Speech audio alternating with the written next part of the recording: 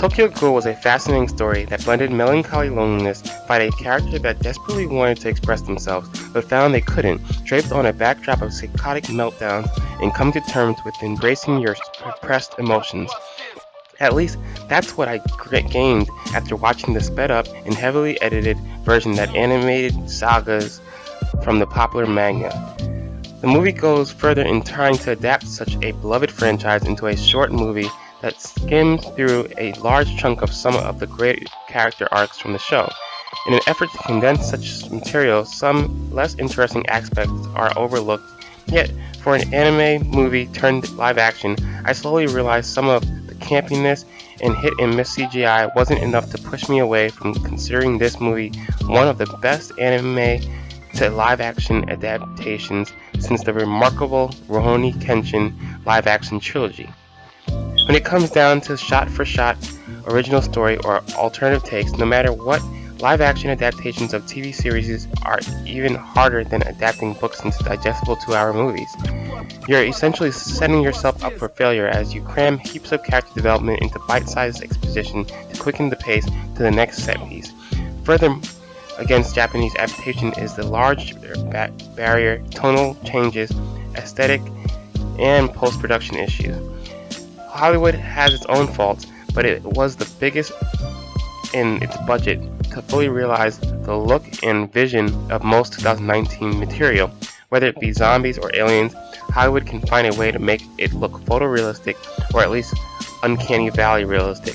Tokyo Ghoul has the visual riding against it, as it harkens back to one of my more nostalgic feelings in trying to make special effects with the old 90s era After Effects and Movie Maker programs. Tokyo Ghoul handles shots of dialogue like a sad soap from a foreign channel.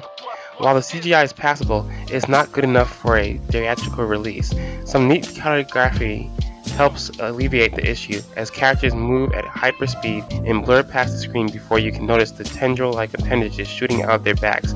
Don't quite render perfectly in different lighting, but they still serve their purpose.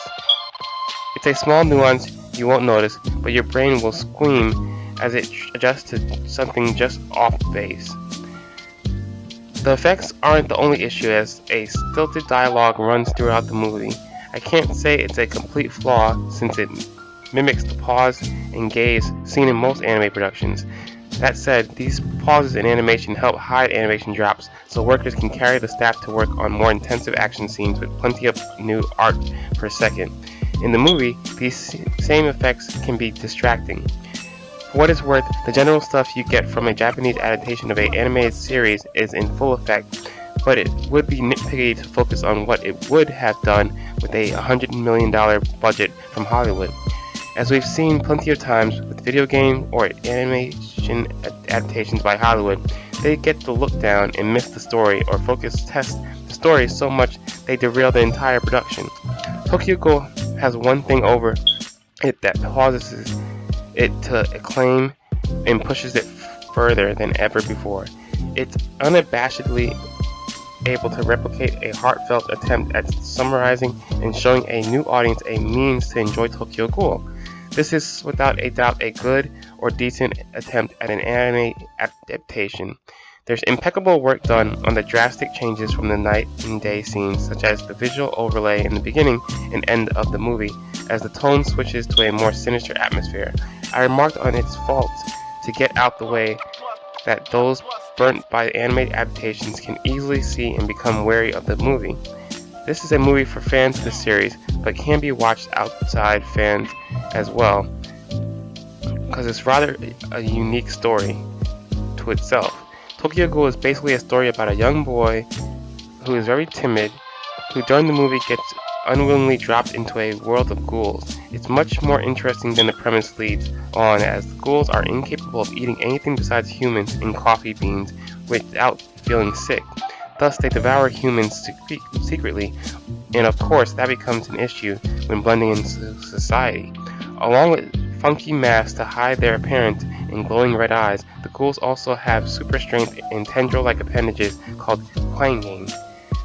There is more to the plot, but I'll leave it up to you to watch the now truncated yet finished animation and adaptation, or read the story. The plot really shines with character, drama, and psychological elements. The crazy and violent fights are sprinkled in between swaths of heavy character study. The movie accomplishes putting most of the core elements that make Tokyo Ghoul fascinating. The characters look their part and have wonderful costume designs that fully recreate the tone and the look of the illustrations without deriving or being derivative of the movie's own style and voice.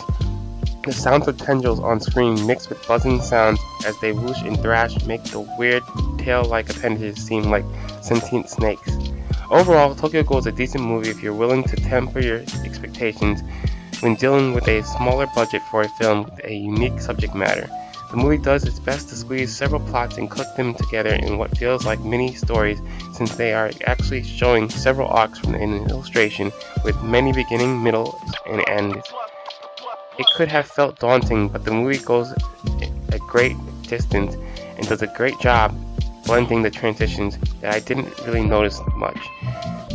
It nails enough of what the original illustration was going for with its themes. The action is thrilling and has a fun twist with ghoul abilities and sudden violence. It's recommended you come in as a fan to help the transition through the dialogue and pacing. It's a welcome attempt at an adaptation that sits with the pantheon of the few other movies, decent enough to merit watching without scoffing that the animation makes the movie irrelevant. 65%.